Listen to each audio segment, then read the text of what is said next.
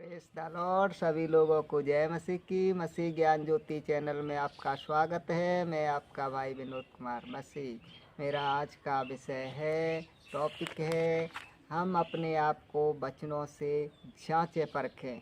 हैं तो मेरा आज का विषय है, हम अपने आप को वचनों से जांचे परखें। तो आइए हम वचनों से अपने को जांचे परखें। इसमें हम वचन निकालेंगे इफिसियों 4:22। इस वचन में लिखा है कि तुम पिछले चाल चलन के पुराने मनस्तत्व को उतार डालो, जो भरमाने वाली अभिलाषाओं के अनुसार भ्रष्ट होता जाता है। तो इस वचन से हमें अपने आप को जांचना चाहिए, हमें अपने आप को परखना चाहिए कि हमने पिछले चाल चलन के पुराने मनस्तत्व को उतार डाला है या नहीं। पुराने मनस्तत्व का मतलब है, क्या मसीह में आने के बाद हमने पुराने चाल चलन यानी पुराने बुराई पाप वाले जीवन को उतार डाला है या नहीं।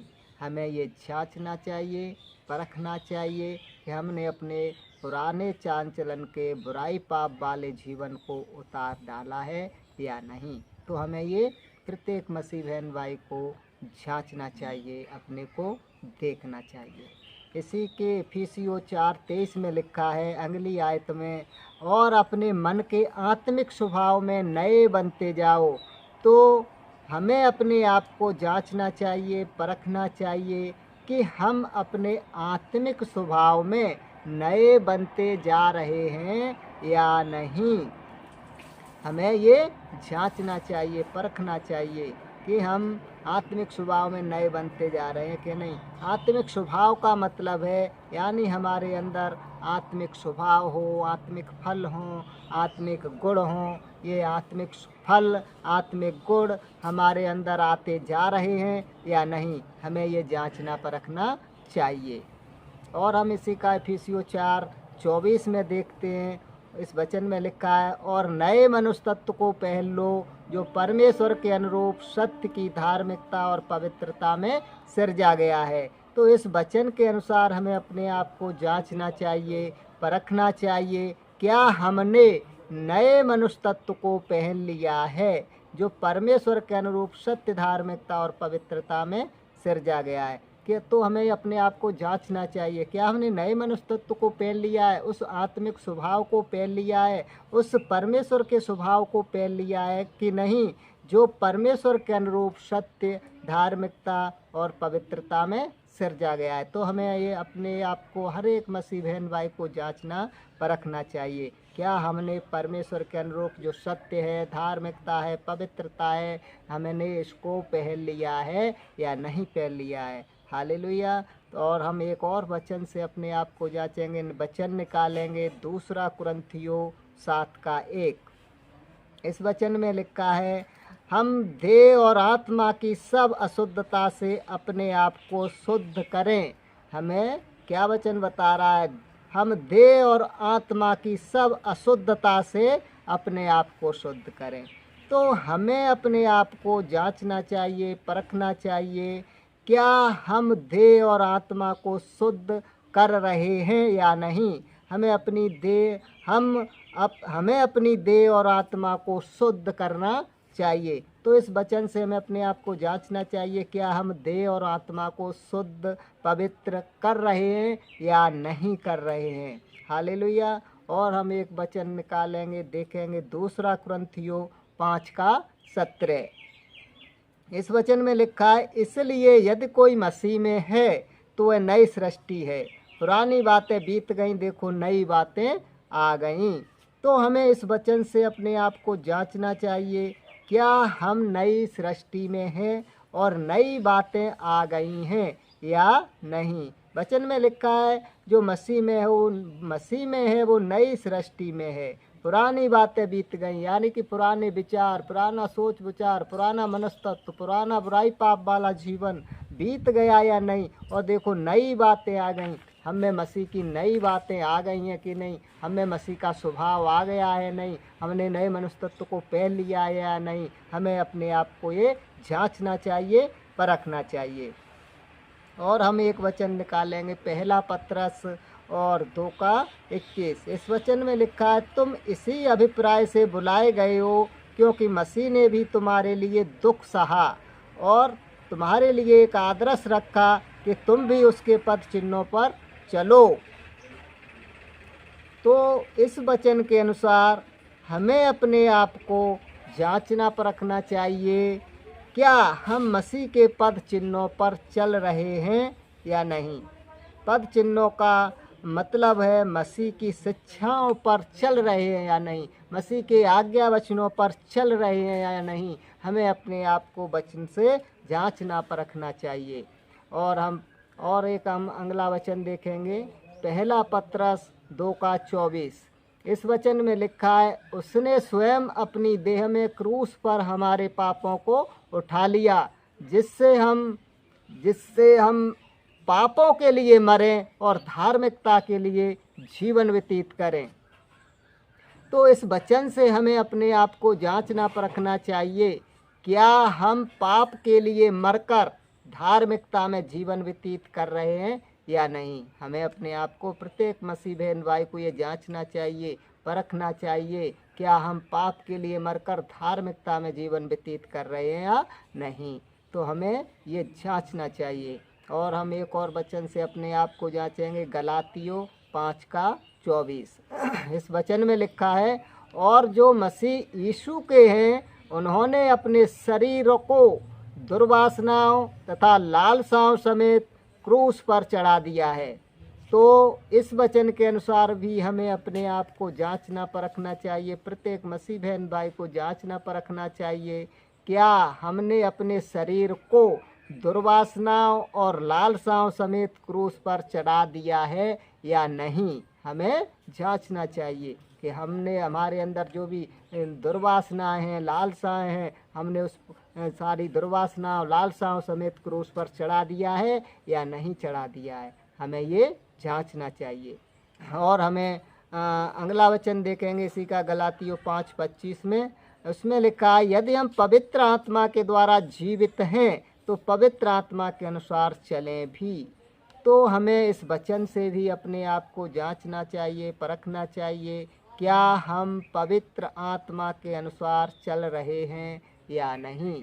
हमें क्या जांचना परखना चाहिए, क्या हम पवित्र आत्मा के अनुसार चल रहे हैं या नहीं। क्योंकि वचन में लिखा है, यदि हम पवित्र आत्मा के द्वारा जीवित हैं तो पवित्र आत्मा के अनुसार चलें भी।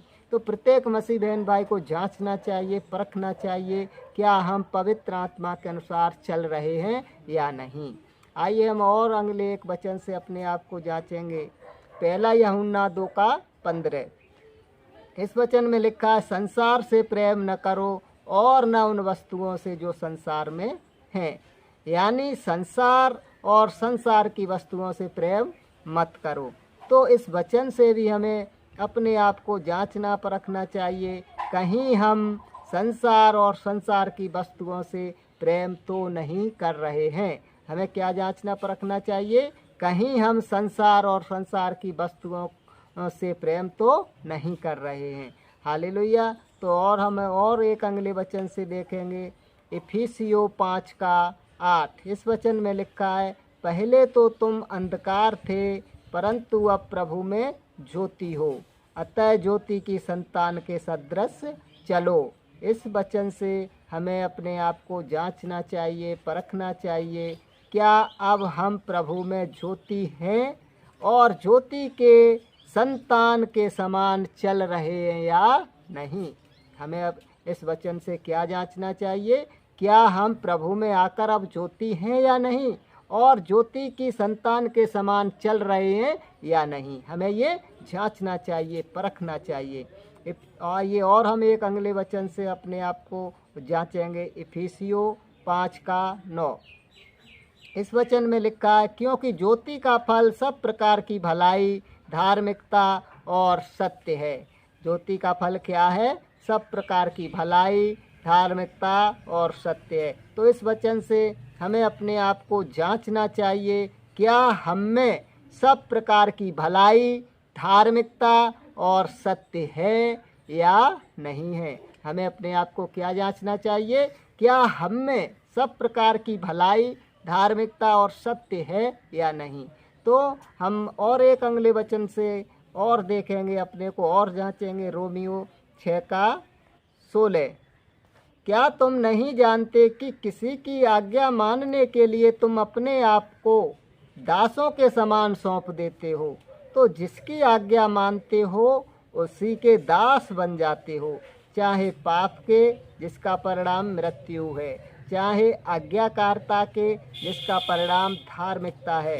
तो हमें इस वचन से अपने आप को जांचना चाहिए, परखना चाहिए कि हम किसके दास हैं।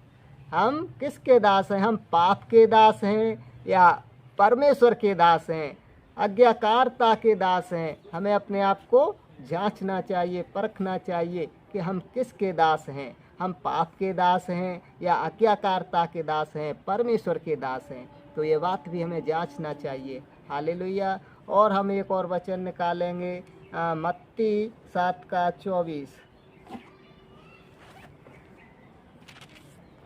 इस वचन में लिखा है, इसलिए जो कोई मेरी ये बातें सुनकर उन्हें मानता है वह उस बुद्धिमान मनुष्य के समान ठहरेगा जिसने अपना घर चट्टान पर बनाया, और मेघ वर्षा और बाढ़ें आईं और आंधियां चलीं और उस घर से टकराईं, फिर भी वह नाश नहीं हुआ, नहीं गिरा, क्योंकि उसकी नींव चट्टान पर डाली गई थी।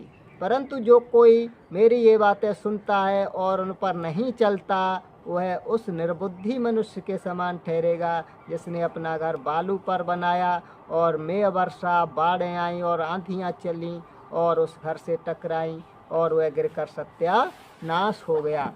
तो हमें अपने आप को इन वचनों के माध्यम से हमें जांचना चाहिए, परखना चाहिए कि क्या हम बुद्धिमान हैं और अपना घर चट्टान पर बना रहे हैं, या फिर हम मूर्ख हैं जो अपना घर बालू पर बना रहे हैं।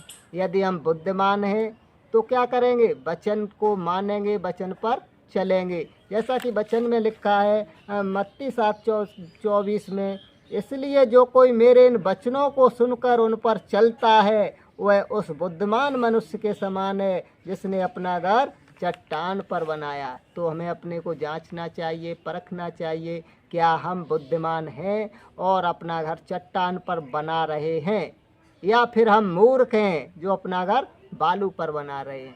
हालेलुया। तो हमें अपने आप को जांचना चाहिए, परखना चाहिए कि हम अपना घर कहाँ बना रहे हैं। यदि हम अपना घर चट्टान पर बनाएंगे तो बारिश आए, चाहे आंधियाँ आए, चाहे बाढ़ आए, हमारा घर नहीं गिरेगा, क्योंकि हमने उसे चट्टान पर बनाया है।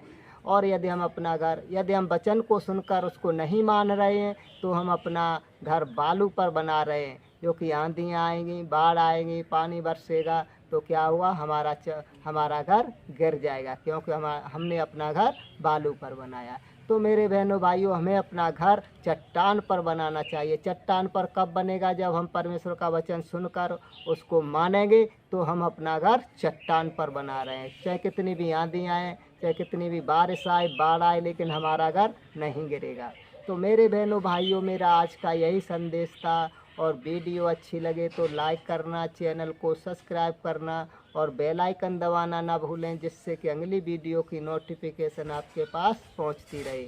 मैं आज आप लोगों से विदा लेता हूं। मिलते हैं अगले वीडियो में। तब तक के लिए आप सभी बहन भाइयों को जय मसीह की।